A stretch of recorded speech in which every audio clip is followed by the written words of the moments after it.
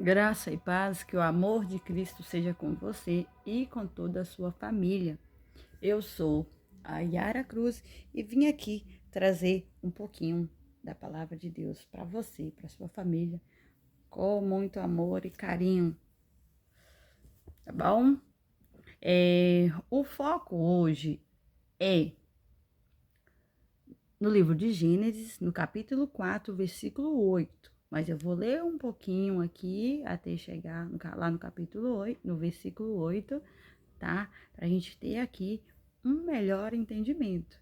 E lembrem aí que o nosso canal é momento de paz e reflexão, tá bom?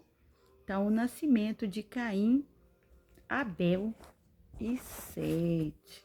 Nós estamos aí fazendo um apanhado no momento do livro de Gênesis, falando aí, vamos dizer, dos principais momentos, de momentos cruciais, de momentos de virada, apesar que para mim todo momento na Bíblia ele é especial, ele é valoroso. Mas nós vamos pegar aí alguns pontos em específico, tá bom? Então, o nascimento de Caim, Abel e Sete. Gênesis capítulo 4.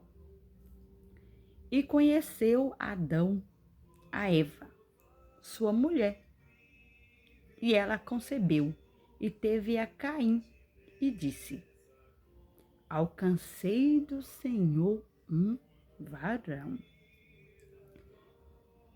E teve mais a seu irmão, Abel. E Abel foi pastor de ovelhas, e Caim foi lavrador da terra. Então, Caim nasceu primeiro e depois de um tempo nasceu Abel. Ok? Caim é o mais velho. Tá. E aconteceu ao cabo de dias, ou seja, né, depois, né, de alguns dias, que Caim trouxe do fruto da terra.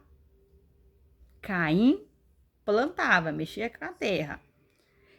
Trouxe aí do fruto da terra uma oferta ao Senhor, nosso Deus. E Abel também trouxe dos primogênitos. Primogênitos quer dizer os primeiros, né? Das suas ovelhas e da sua gordura. E atentou o Senhor para Abel e para a sua oferta. Ou seja, o Senhor atentou. Então Deus, a oferta de Abel, eu gostei. Vamos assim falar de uma forma assim mais simplificada, mais enfatizada, né? Oferta do Abel. Ok. Mas para Caim e para a sua oferta, não atentou. E irou-se Caim fortemente. Para vocês verem que a ira já é algo, né? Vamos dizer assim, muita raiva. Só que além de irar, irou-se fortemente e descaiu-lhe o seu semblante. E o Senhor disse a Caim: Por que te iraste? E por que descaiu o teu semblante? Se bem fizeres, não haverá aceitação para ti. Ou seja, Deus deu aí a oportunidade. Se você se consertar, se você melhorar, se você fazer direito, se você querer fazer de verdade. Deus é muito bom, Deus é amoroso, Deus é maravilhoso. Se a gente está no erro, está na perdição, a alegria dele é nos ver fazendo as coisas certas, as coisas boas, as coisas que agradam ao coração dele. Então, ele nos dá oportunidade de conserto. Gênesis, capítulo 4, versículo 7. Deus disse a Caim: se bem fizeres, não haverá aceitação para ti? Como assim? Se você fazer certo, eu não vou aceitar? Continuando, né? E se não fizeres bem, olha o que a palavra de Deus diz: o pecado jaz à porta, e para ti o seu desejo, e sobre ele dominarás. Vou ler novamente, mas agora sem parar, tá bom? Gênesis, capítulo 4, versículo 7. Se bem fizeres, não haverá aceitação para ti? E, se não fizeres bem, o pecado jaz à porta, e para ti será o seu desejo, e sobre ele dominarás. Então, Deus colocou no coração dele, falou para ele, né? E se fizeres bens, não haverá aceitação? Ou então, se não fizer, o pecado está próximo de você.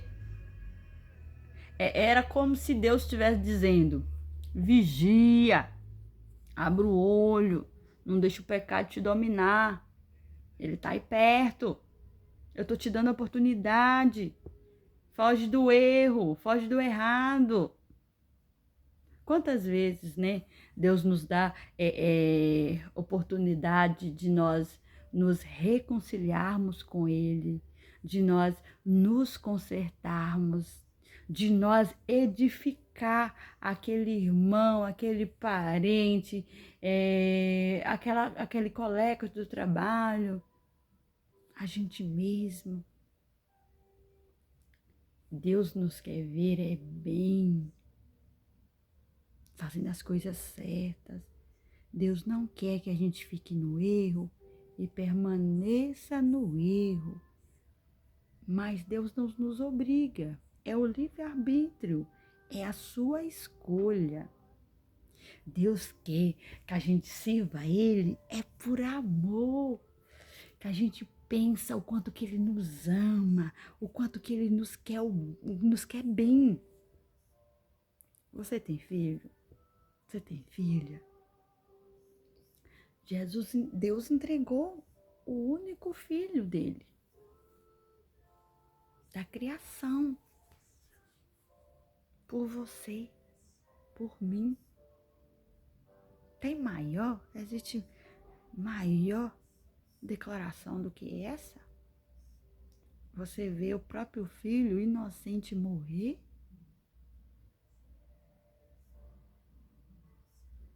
Deus nos ama muito, apesar de que nós não merecemos, porque nós somos falhos. Mas quando nós falhamos, Ele quer o nosso conserto, tá bom? Vamos continuando aí, porque eu falei que o foco era o versículo 8 do capítulo 4, né? Aí, como título aqui, está escrito o primeiro homicídio. E falou Caim com seu irmão Abel. E sucedeu que, estando eles no campo, se levantou Caim contra seu irmão Abel e o matou. E disse o Senhor a Caim. Deus falou com Caim, né? Onde está Abel, o seu irmão? Olha como Caim era bocudo. Bocudo. Olha como que ele respondeu a Deus. E ele disse: não sei. Sou eu o guardador do meu irmão? Olha a petulância, né? E ele respondeu, continuando, repetindo o que eu já disse, ok? E ele disse, não sei.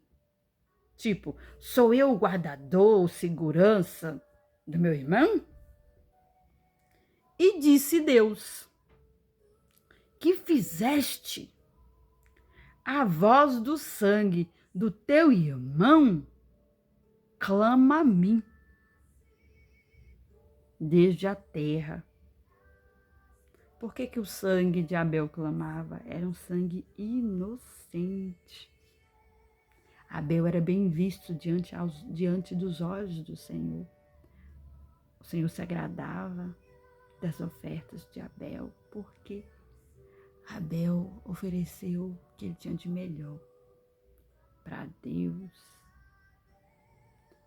Mas a inveja de Caim foi tanto que ele matou o próprio irmão, o Abel.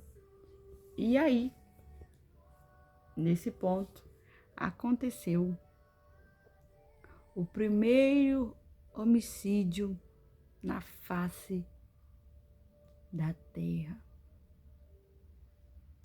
E vejam que não foram estranhos que se mataram, foi o próprio irmão, por inveja. Mas qual foi a atitude de Deus quanto a isso? Está escrito aqui em Gênesis, capítulo 4, versículo 11.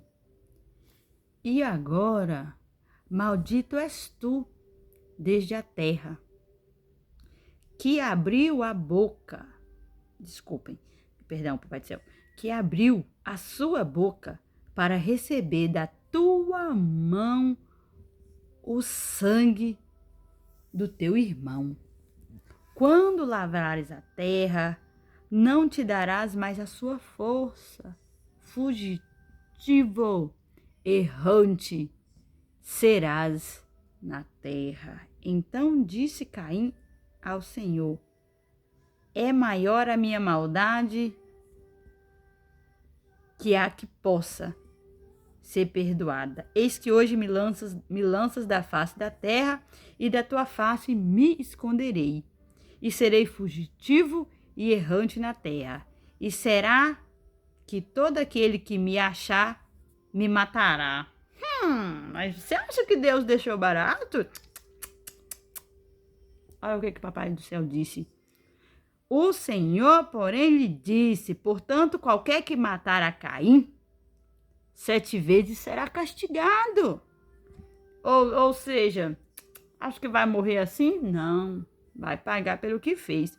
E pôs o Senhor um sinal em Caim, para que não ferisse qualquer que o achasse, né? E aqui fala que ele saiu de Caim, e saiu Caim de diante da face do Senhor e habitou na terra de Nod, da banda do oriente do Éden. E assim aconteceu o primeiro homicídio na face da terra, porque inveja.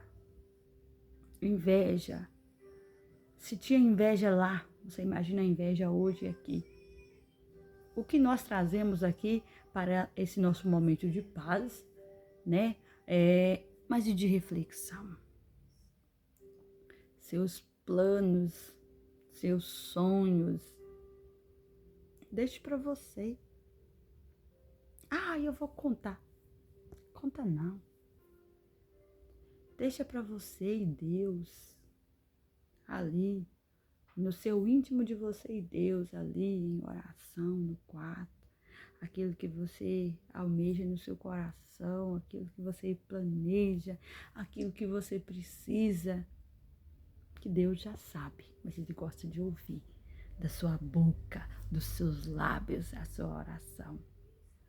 Enquanto você ora, bilhões oram juntos, mas Deus conhece a tua voz. Deus conhece a tua voz. seja de lamentações, seja de murmurações, seja de agradecimentos, porque todas elas existem. Nós somos falhos, nós erramos. Quantas vezes, em vez de nós agradecermos, nós nos lamentamos, nós nos murmuramos, nós não somos perfeitos. Perfeito é nosso Jesus, é Deus Pai que está no céu. Nós erramos, que nós pratiquemos o bem, sem nem olhar a quem. Que nós nos atentemos, o que